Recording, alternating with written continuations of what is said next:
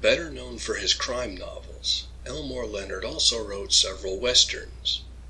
40 Lashes Less One is something of a bridge between those genres, as it is set in Yuma Prison during the early 1900s. The prison is scheduled to be shut down in several months, but in the meantime, it's still in operation. Harold Jackson has the dubious distinction of being not only the newest and last prisoner to be admitted, but also the only black prisoner. Harold arrives at the same time as Mr. Manley, who is working as the facility's interim superintendent after decades spent managing and preaching at Native American reservations. Jackson immediately runs into trouble when he refuses to follow orders of Frank Shelby, another inmate who is in an uneasy alliance with Bob Fisher, the morally compromised warden. Harold and another prisoner, an Apache named Raymond San Carlos, are singled out by the other prisoners and guards because of their race and their eventual unwillingness to toe the line. They also draw the attention of Mr. Manley, who instead sees the two of them as means of testing his own religious and social theories. All the while, Frank Shelby plans to break out before the prison transfer gets underway. Most of the characters are using other people. Manley cares less about his charges than he does what they can do for his sense of self and personal salvation. Fisher is a proto-fascist, deriving a sense of power and authority at the prison that he doesn't get anywhere else in his life. For Shelby, everyone is a means for his own selfish ends. The only characters not engaged in this, Jackson, San Carlos, and to a lesser extent Tasha Reyes, become the novel's heroes by default. We could get into a whole discussion about Immanuel Kant and the formula of humanity as an end in itself, but the main takeaway is that even if Jackson and San Carlos are violent criminals, in the context of the story they are less destructive and dehumanizing than the characters and institutions surrounding them. Related to this is one of the main thematic motifs, the perilous moral nature of control.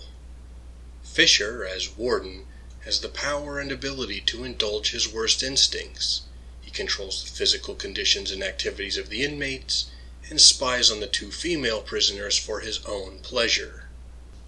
Similarly, Shelby has found his imprisonment to be an opportunity to control his fellow inmates by being the sole access of contraband goods. When the inmates obey these corrupt de facto and de jure authorities, everything runs smoothly and the people in charge prosper and are satisfied. All dissent, no matter how minor, must be crushed to maintain this control. When someone mentions ideas of justice and individual rights, Fisher replies with, "I'm not talking about justice, I'm talking about running a prison." To him, the prisoners aren't people anymore. They're just convicts, not worthy of being considered the same as human beings, and his mindset goes double for Jackson and San Carlos. If there is one aspect where this novel excels, it is in recreating the hazardous double conditions of prison. Effectively, there are two sets of rules, the official systems and procedures, and all of the unwritten rules that convicts like Jackson have to learn on the fly. This situation should be familiar to anyone who has ever read Orange is the New Black, watched The Shawshank Redemption, or ever been to high school.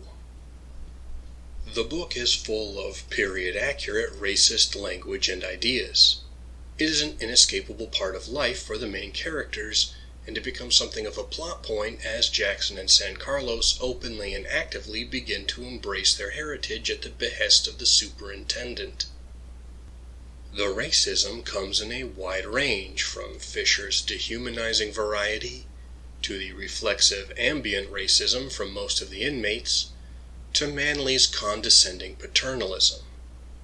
What it all has in common, however, is how absurd it all is and unfounded in reality. W.E.B. Du Bois once pointed out the psychic wages of whiteness. He explained that poor whites, particularly in the American South, were able to be oppressed by rich people because they'd been convinced that, no matter how far they fell on the socioeconomic scale, at least they were still white, and therefore inherently better and more valuable than black folks. Through this lie, poor white people could be mistreated and deprived because they had been paid this social psychic wage. 40 Lashes Less One presents this idea incredibly well. All of the convicts are at least as terrible people and as badly off as Jackson and San Carlos. However, because they're white, they have an unquestioned and unexamined sense of superiority that could never hold up under the barest scrutiny. Similarly, the leadership at Yuma Prison holds the same ideas, even though Fisher and Manley are no less corrupt and foolish than anyone else. An interesting unintended consequence of this situation is that Jackson and San Carlos develop a legitimate friendship, though it begins in necessity. Manley singles them out because of their race and what he considers his Christian duty.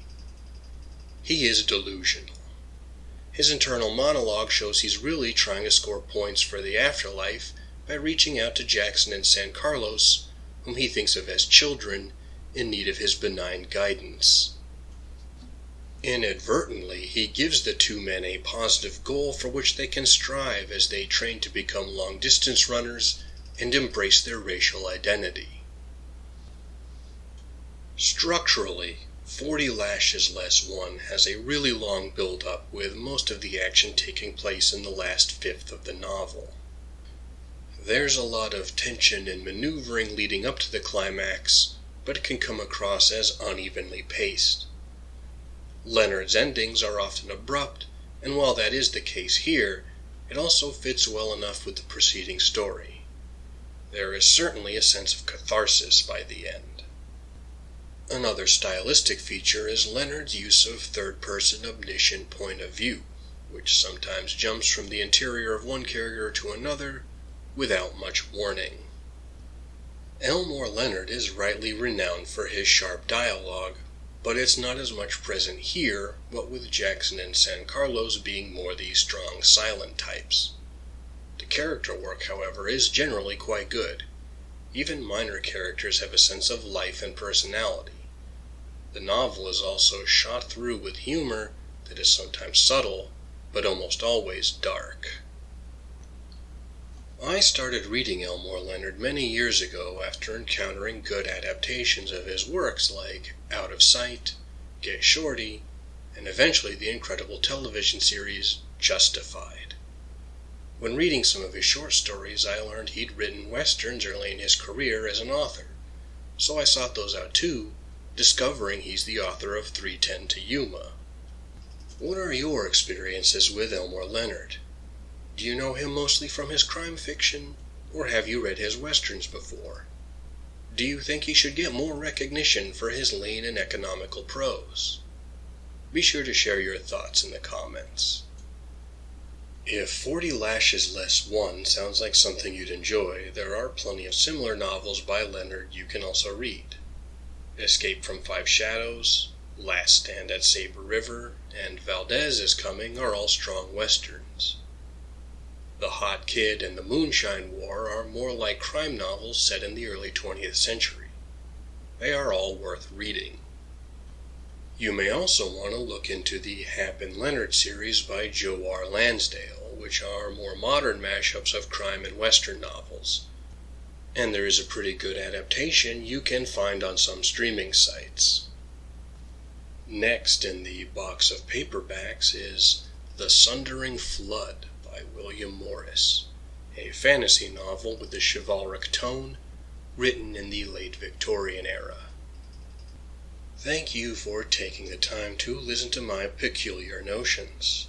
If you enjoy this channel and want to support it, you know what to do. You can also take a moment to like, comment, share, or subscribe to the channel of another YouTube creator you enjoy, so their videos don't get thrown into a prison snake pit by the YouTube algorithm. Until next time, read some good books, live, and be well.